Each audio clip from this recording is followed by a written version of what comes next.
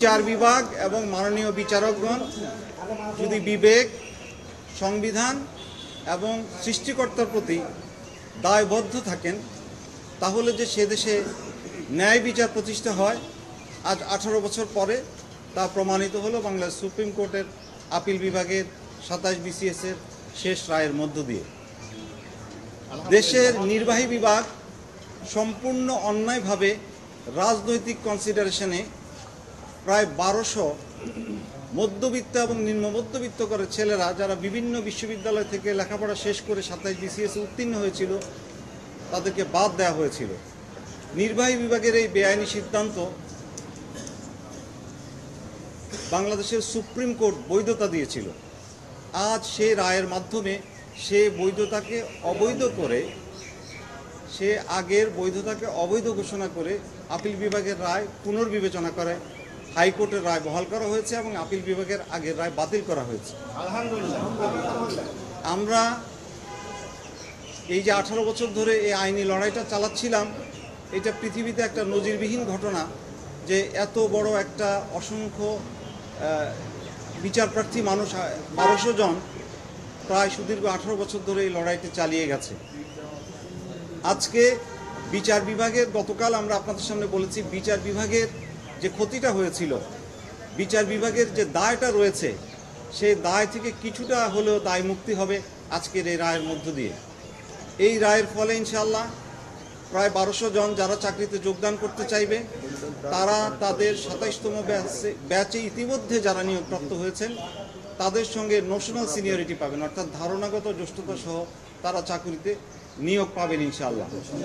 এবং সেই সঙ্গে মহামান্য হাইকোর্টের 3টি ডাইরেকশন সহ যে জাজমেন্ট দেওয়া হয়েছিল সেই রায়টিও বহাল করা হয়েছে, যেখানে 3টি ডিরেকশনে বলা হয়েছিল যে এদেরকে যাদের বাদ দেওয়া হয়েছে দ্বিতীয় ভাইবা বসির মাধ্যমে তাদেরকে চাকরিতে নিতে হবে 90 দিনের মধ্যে।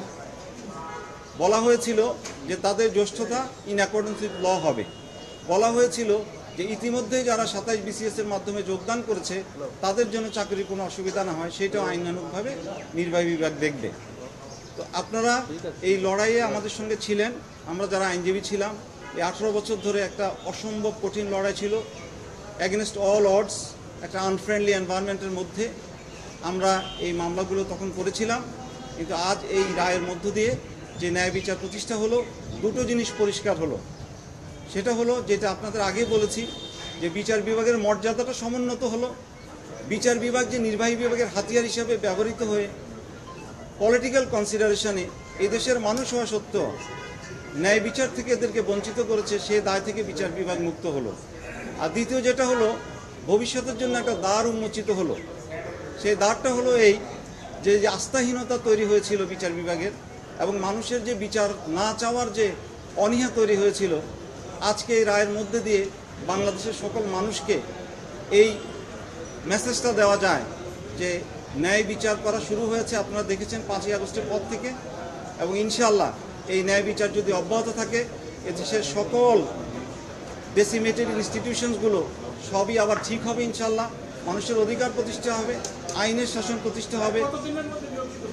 এটা হাইকোর্টের রায়ে 90 দিনের মধ্যে নিয়োগ দিতে বলা হয়েছে, সুতরাং সেই 90 দিনটা বহাল করা হয়েছে। আরেকটা জিনিস বলি, এই রায়ে সুপ্রিম কোর্টের আপিল বিভাগ এরকম একটা জনগুরুত্বপূর্ণ মামলায় কোনো রকম লিভ গ্রান্ট না করে মামলাতে হাইকোর্টের রায়টা সেটিসফাইড করে দিয়েছিল। আগে যে আপিলটা আমরা আগে করেছিলাম, সেই civil petition for leave to অ্যাপিলে লিভ গ্রান্ট না করে এটা সেটিসফাইড করে দেওয়া হয়েছিল। ওই জাজমেন্টে মহামান্য হাইকোর্টের যে অথর জাজ ছিলেন বিচারপতি, আমি তার নাম বলছি না, সম্মানিত বিচারপতি, তার সম্পর্কে তৎকালীন প্রধান বিচারপতি বহুল আলোচিত, উনি অনেক অ্যাডভার্স রিমার্ক করেছিলেন এবং স্ট্রিকচার দিয়েছিলেন। আজকে এই মামলা শুনানির পরে সেই স্ট্রিকচারগুলো আর থাকলো না এবং মাননীয় প্রধান বিচারপতি মহোদয় এটা কোর্টে একটা পজিটিভ ইতিবাচক আচরণের মধ্যে দিয়ে বলেছেন যে সেই স্ট্রিকচারের বিষয়টিও টেক কেয়ার করা হয়েছে। তো এখানে আজকে এই রায়ের মধ্যে দিয়ে একটা দুটো জিনিস না, অনেকগুলো জিনিস পরিষ্কার হলো। এক, সৎভাবে সাহসের সঙ্গে যে সমস্ত বিচারপতিরা প্রতিকূল পরিবেশে রায় দিয়েছেন তাদেরকে সাময়িকভাবে বিপর্যস্ত অসম্মানিত হতে হলে আলটিমেটলি সত্যের বিজয় হয়েছে এবং তাদের ডিগনিটিটা ফেরত এসছে।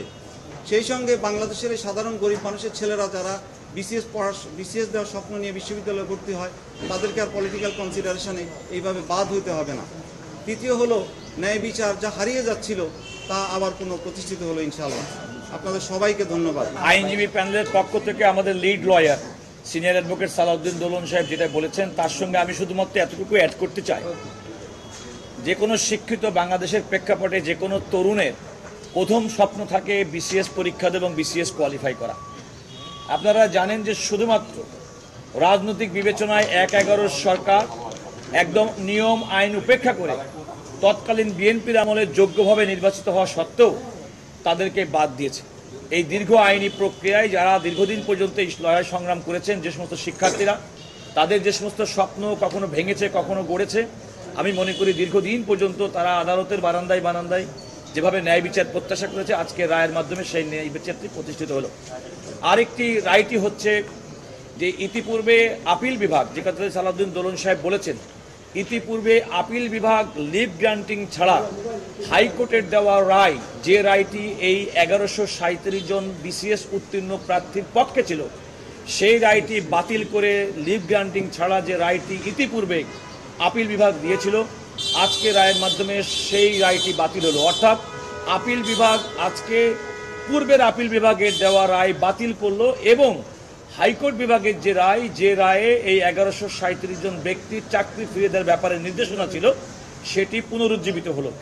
অর্থাৎ আমাদেরকে মনে করতে হবে যে হাইকোর্ট বিভাগ যে রায়টি দিয়েছিল, সেই রায়টি হচ্ছে এই ২৭তম বিসিএস এর উত্তীর্ণ পরীক্ষার্থীর ১১৩৭ জন্য প্রযোজ্য হবে।